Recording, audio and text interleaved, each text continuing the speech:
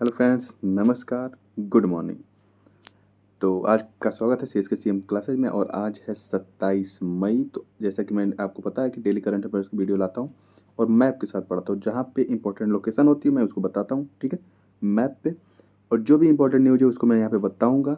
तो फिर से अगेन मैं आपका स्वागत करता हूँ सीएस के सीएम क्लासेज में। अगर आपको वीडियो ये अच्छी लगे तो आप इसको ज़्यादा से ज़्यादा लाइक, शेयर और सब्सक्राइब करते जाइए, ठीक है। तो चलिए देर न करते हुए शुरू करते हैं। आप कोई भी एग्जाम की तैयारी कर रहे हो, चाहे वीडियो की एग्जाम की तैयारी कर रहे हो, आर ओ आर की तैयारी कर रहे हो, या फिर यूपी पीसीएस, यूपीएससी, जो भी एग्जाम की तैयारी कर रहे हो, सभी प्रतियोगी परीक्षाओं के लिए ये वीडियो महत्वपूर्ण होने वाला है। डेली करंट अफेयर्स, ठीक है। आइए चलते हैं। आपका पहला प्रश्न है, एफ यानी कि फाइनेंशियल एक्शन टास्क फोर्स की बात की जा रही है कि ब्लैक लिस्ट में कौन सा देश शामिल नहीं है, ये आपको बताना है, ठीक है। कौन सा देश शामिल नहीं है ये आपको बताना है, ठीक है। तो एफ का फुल फॉर्म होता है financial action task force, okay. और ये आपके ऑप्शन है, क्या उत्तर कोरिया इसमें शामिल है? हाँ शामिल है। ईरान ये भी शामिल है। म्यांमार ये भी शामिल है। तो इसमें शामिल नहीं है रूस। आपका ऑप्शन डी इसका सही हो जाएगा, ठीक है। तो ब्लैक लिस्ट में फिलहाल 3 देश शामिल हैं, उत्तर कोरिया, ईरान और म्यांमार। रूस अभी शामिल नहीं है, लेकिन रूस को इसमें शामिल करने की बात चल रही है, ठीक है। तो रूस क्या कर रहा है, भारत से अपील कर रहा है या उम्मीद कर रहा है कि भारत ब्लैक लिस्ट में इसको शामिल होने से बचा सकता है, ठीक है। और एक तरह से ये भी न्यूज आ रही है कि धमकी टाइप का रूस दे रहा है कि अगर आप मुझे ब्लैक लिस्ट में शामिल होने से नहीं बचाएंगे तो हो सकता है कि हमारा जो व्यापार है आपसे उस पर इम्पेक्ट पड़े, ठीक है। तो आइए इसके बारे में और कुछ थोड़ा जान लेते हैं। एफ इसका मुख्यालय आपको फ्रांस, पेरिस में देखने को मिलेगा, ठीक है, ओके। और एफ का पहले रूस सदस्य था, ठीक है, लेकिन अभी उसका सदस्य नहीं है। अब तो उसको ब्लैक लिस्ट में डालने की बात की जा रही है। तो एफ में जैसे कुछ लिस्ट पाई जाती है, जैसे कि एक वाइट लिस्ट होता है, एक ग्रे लिस्ट होता है और एक ब्लैक लिस्ट होता है, ठीक है। तो ब्लैक लिस्ट में अभी 3 कंट्री शामिल हैं और इसी लिस्ट में रूस को भी शामिल करने की बात की जा रही है, ठीक है। अगर रूस इस लिस्ट में शामिल हो जाएगा तो क्या होगा कि ज़्यादा से ज़्यादा जो एमएनसीज हैं, यानी कि अंतर्राष्ट्रीय जो कंपनियां हैं, वो रूस में निवेश नहीं करेंगी, ज़्यादातर नहीं निवेश करेंगी। इंटरनेशनल लेवल पे जो काम होता है वो रूस में नहीं होगा। तो इस तरह से बहुत ही नुकसान झेलना पड़ सकता है रूस को, ठीक है। और एफ की बात करें तो G7 कंट्री द्वारा इसको 1989 में इसकी स्थापना की गई थी। एफ को क्यों की गई थी? क्योंकि ये टेरर फंडिंग को रोकने के लिए की गई थी, ठीक है। आतंकवादियों की जो फंडिंग की जाती है, ठीक है, मनी लॉन्ड्रिंग के माध्यम से या अन्य किसी स्रोत के माध्यम से, तो इस तरह के स्रोत को पकड़ने के लिए या सॉरी उसको बैन करने के लिए एफ की स्थापना की गई थी, ठीक है। तो वाइट लिस्ट में अभी एफ में भारत भी शामिल है, ठीक है, इसका मेंबर कंट्री है। और ये वाइट लिस्ट में, वाइट लिस्ट का मतलब क्या है? वाइट लिस्ट में शामिल है यानी कि ये जो वाइट लिस्ट में शामिल होते हैं वो डिसाइड करते हैं कि कौन ग्रे लिस्ट में शामिल होगा और कौन ब्लैक लिस्ट में शामिल होगा। इसलिए रूस भारत से उम्मीद कर रहा है कि वो उसे बचाएगा, ठीक है। अगर मैं 3 कंट्री जो शामिल उनकी लोकेशन की बात करूँ तो देखिए, ये नॉर्थ कोरिया है, यहाँ पे इसकी लोकेशन है। और यहाँ पे म्यांमार दिखेगा आपको, ठीक है। और यहाँ पे ईरान दिखेगा। ये सब एशियन कंट्री हैं, ठीक है, ये सब एशियाई कंट्री हैं जो ब्लैक लिस्ट में शामिल हैं। इस बात का भी थोड़ा सा ध्यान रखेंगे। आपका अगला प्रश्न है कि 61वां 61, ठीक है, 61 अंतर्राष्ट्रीय सुपर कंप्यूटिंग सम्मेलन, ठीक है, 2023 का आयोजन कहाँ किया गया है ये आपको बताना है। क्या भारत में किया गया, फ्रांस में, जापान में या जर्मनी में? इसका सही जवाब है जर्मनी में। अभी जर्मनी में इंटरनेशनल सुपर कंप्यूटिंग कॉन्फ्रेंस का आयोजन किया गया है, ठीक है। क्या खास बात है यहाँ पे? बात यह है कि जो 500 कंप्यूटरों का वहाँ प्रदर्शन किया गया, ठीक है, 500 कंप्यूटरों का सूची निकाली गई, उसमें से 75 स्थान पे, 75वें स्थान पे भारत का जो कंप्यूटर है एरावत, ठीक है, ये आर्टिफिशियल इंटेलिजेंस बेस है, एरावत इसका नाम है। ये 75वां स्थान यहाँ पे हासिल किया है, ठीक है। तो इसका फुल फॉर्म एक भी है एरावत का, AI यानी कि आर्टिफिशियल इंटेलिजेंस की बात हो रही है, AI research analytics and knowledge assimilation platform, ठीक है। तो एरावत आप ध्यान रखेंगे, एक भारत का एक सुपर कंप्यूटर है, ठीक है। सुपर कंप्यूटर क्या होता है? सुपर कंप्यूटर को ऐसे कंप्यूटर जो होते हैं, जो नॉर्मल कंप्यूटर होते हैं उनसे ये कई ज़्यादा स्पीड में, मतलब इनसे कई गुना स्पीड में वो काम करते हैं। और ज़्यादातर सुपर कंप्यूटर का यूज कोई वैज्ञानिक खोज या रिसर्च में ही किया जाता है, इससे नॉर्मल नहीं उसका यूज किया जाता है, ठीक है। और इस एरावत को किसने बनाया? सीडैक ने बनाया, ठीक है, सीडैक ने बनाया। और सीडैक कहाँ पे? पुणे, पुणे महाराष्ट्र में सीडैक है, ठीक है। आगे चलें तो ये देखिए जर्मनी में इसका कॉन्फ्रेंस हुआ है। तो मैं जर्मनी की लोकेशन दिखा दे रहा हूँ। ये अपना प्यारा भारत। इसके नॉर्थ और वेस्ट में जाएंगे तो यहाँ पे यूरोप दिखेगा, यूरोप में दिखेगा आपको जर्मनी। जर्मनी को जूम करते हैं यहाँ पे, तो ये देखिए जर्मनी है, जर्मनी की राजधानी है बर्लिन, और इसकी बाउंड्री जो है इधर बाल्टिक सी से लगती हुई दिखाई देगी, ठीक है, बाल्टिक सी से, ठीक है। तो और देख लीजिए इसकी बाउंड्री किससे लग रही है, इधर लग्जमबर्ग से लग रही है, बेल्जियम से लग रही है, इधर स्विट्जरलैंड से लग रही है, ठीक है, इधर चेक गणराज्य से लग रही है, ऑस्ट्रिया से लग रही है, और पोलैंड से लग रही है, ठीक है। आगे चलें तो ये है अगला न्यूज। देखिए इसे क्वेश्चन फॉर्म में मैं नहीं बता रहा हूँ, तो इसका मतलब ये नहीं कि इम्पोर्टेंट नहीं, ये बहुत ही इंपॉर्टेंट है, क्योंकि भारत के इतिहास में ये इस तरह से पहली बार हो रहा है, ठीक है, कि कोई भारतीय, ठीक है, जैवलिन थ्रो में रैंक में नंबर 1 पे आया है, ठीक है। तो वो कौन है, नीरज चोपड़ा जी हैं, इसमें कोई डाउट नहीं है, और ये हरियाणा से बिलोंग करते हैं, हरियाणा के नीरज चोपड़ा जी, ठीक है। देखिए Neeraj Chopra ranked world number 1 in men's javelin throw, और ये बहुत ही खुशी की बात है, ठीक है। ये देखिए रैंकिंग में सबसे ऊपर है नीरज चोपड़ा, ठीक है। आगे चलें तो अगला प्रश्न है कि लंपी स्किन डिजीज, इसके बारे में आपने कुछ महीनों में सुना होगा, फिर से ये चर्चा में आ गया, फिर से ये रोग ज़्यादातर फैल रहा है, तो इसलिए ये चर्चा में है।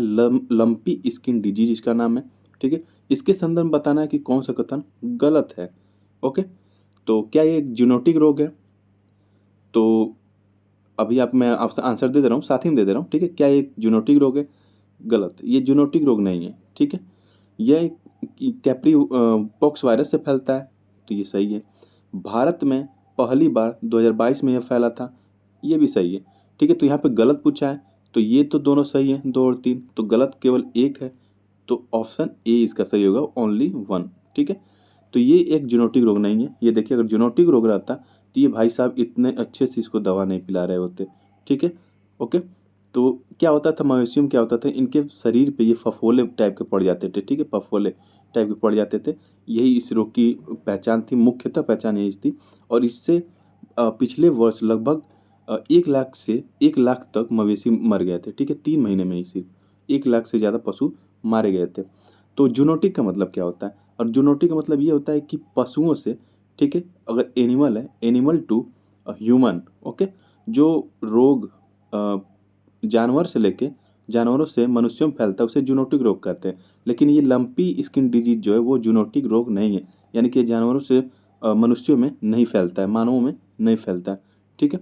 ये देखिए इसका आउटब्रेक फिर से हो रहा है लंपी स्किन डिजीज का, यानी कि फिर से ये फैल रहा है, इसलिए ये न्यूज़ में था। इसके बारे में थोड़ा बताऊँ तो ये मुख्यतः खून पीने वाले जो कीड़े होते हैं, ठीक है, उनसे ये मवेशियों में फैलता है। और सबसे पहले ये एशिया प्रशांत क्षेत्र, ठीक है, एशिया प्रशांत क्षेत्र जैसे कि चीन और बांग्लादेश में देखा गया था, ठीक है। भारत में 3 माह में लगभग 1 लाख मवेशियों की मौत हो गई है, ये मैं आपको बता दूँ। एग्जैक्टली डाटा था 97,000 के आसपास था, तो लगभग 1 लाख के आसपास ये डाटा है, ठीक है। तो एक और न्यूज़ के तौर पर मैं आपको बता दे रहा हूँ, सेंगोल, अगर पूछ लिया आपसे सेंगोल क्या है, ठीक है, तो आप ये बताएंगे कि एक राजदंड है, ठीक है, राजदंड। राजदंड मतलब एक छड़ी आकार नुमा संरचना होती है, ये है, ठीक है, जो पहले राजा महाराजा लेके चलते थे। ये एक न्याय का प्रतीक होता है, जिसे हम धर्मा कहते हैं। धर्मा, धर्म मतलब वो नहीं कि अभी जो ये हिंदू मुस्लिम सिख ईसाई किया जाता है वो धर्म नहीं, ये धर्मा का मतलब है न्याय, ठीक है। तो उस ये देखिए 2047 में जब ब्रिटिशर्स ने सत्ता हस्तांतरण किया भारत को, तो उस समय सेंगोल यानी कि राजदंड को जो प्रधानमंत्री थे उस समय पंडित जवाहरलाल नेहरू, उनको ये दिया गया था, ठीक है। और फिर अब जो नया संसद भवन बन रहा है, ठीक है, वो अब उस संसद भवन में ये जो स्पीकर होंगे लोकसभा के, उनके पास ये राजदंड रखा जाएगा। इस राजदंड पे आप देखिए भगवान जो नंदी हैं उनकी आकृति यहाँ पे देखने को मिलेगा। और ऐसा बताया जाता है कि ये राजदंड बहुत ही पुराना है, चोल वंश के समय का ये राजदंड है, ठीक है। तो ये देखिए सिंबल ऑफ रूल है ये, तो इसको आप याद रखेंगे सेंगोल क्या है और क्यों चर्चा में था। हाल ही में अंतर्राष्ट्रीय बुकर पुरस्कार 2023 से किसे सम्मानित किया गया ये आपको बताना है, ठीक है, अंतर्राष्ट्रीय बुकर पुरस्कार 2023 से। तो इसका सही जवाब है जॉर्जी गॉस्पो डेनोव, ठीक है, जॉर्जी गॉस्पो डेनोव। ये बुल्गारिया के लेखक हैं, बुल्गारिया के लेखक हैं, ठीक है।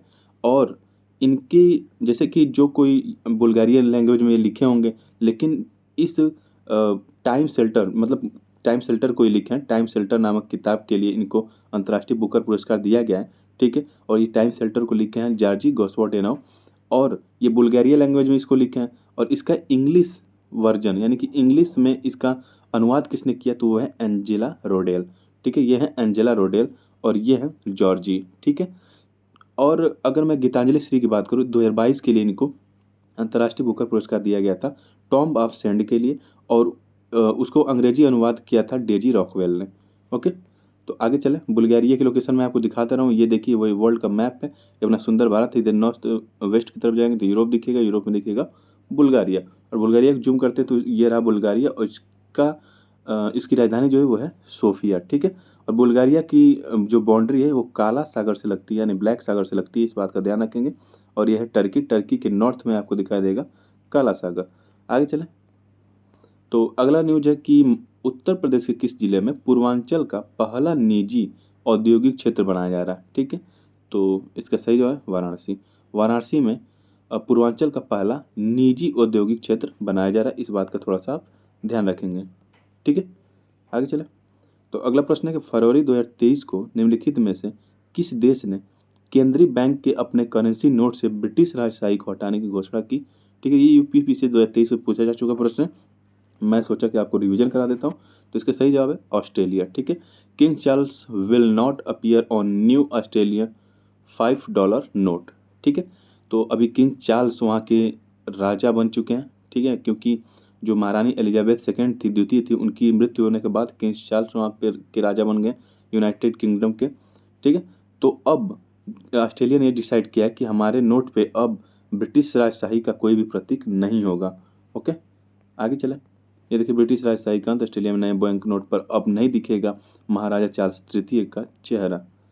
आगे चले, तो अगला प्रश्न है कि केंद्रीय बजट 2023-24 के अनुसार अंतर्राष्ट्रीय अवसरों के लिए युवाओं को कौशल प्रदान करने के लिए विभिन्न राज्यों में कितने कौशल भारत अंतर्राष्ट्रीय केंद्र स्थापित किए जाएंगे। ये भी यूपीपी से 2023 में पूछा जा चुका प्रश्न है, और इसका सही जवाब है ऑप्शन डी, यानी कि 30 भारत अंतर्राष्ट्रीय मतलब कौशल भारत अंतर्राष्ट्रीय केंद्र स्थापित किए जाएंगे। ठीक है, ये देखिए, बजट 2023 में बताया गया था कि 30 skill India international centre to be set up across state. ठीक है, तो आगे चलें। अगला प्रश्न है कि दिसंबर 2022 में न्यूजीलैंड ने अगली पीढ़ी के लिए धूम्रपान पर प्रतिबंध लगाने वाला विश्व का पहला कानून पारित किया। न्यूजीलैंड का लक्ष्य कब तक धूम्रपान मुक्त होना है। ठीक है, ये भी यूपीपीसीएस 2023 में पूछा जा चुका प्रश्न है, और इसका सही जवाब है 2025 तक न्यूजीलैंड ऐसा कर लेगा। 2025 तक धूम्रपान मुक्त देश बन जाएगा न्यूजीलैंड, उसका अपना लक्ष्य है। ठीक है, तो फिलहाल आज की करंट में इतना ही। वीडियो कैसी लगी आपको कमेंट बॉक्स में लिख के ज़रूर बताएं। अगर वीडियो कंटेंट अच्छा लग रहा हो, पढ़ाने का तरीका अच्छा लग रहा हो, तो आप इसको ज़्यादा से ज़्यादा लाइक शेयर और सब्सक्राइब कर सकते हैं। थैंक यू, जय हिंद।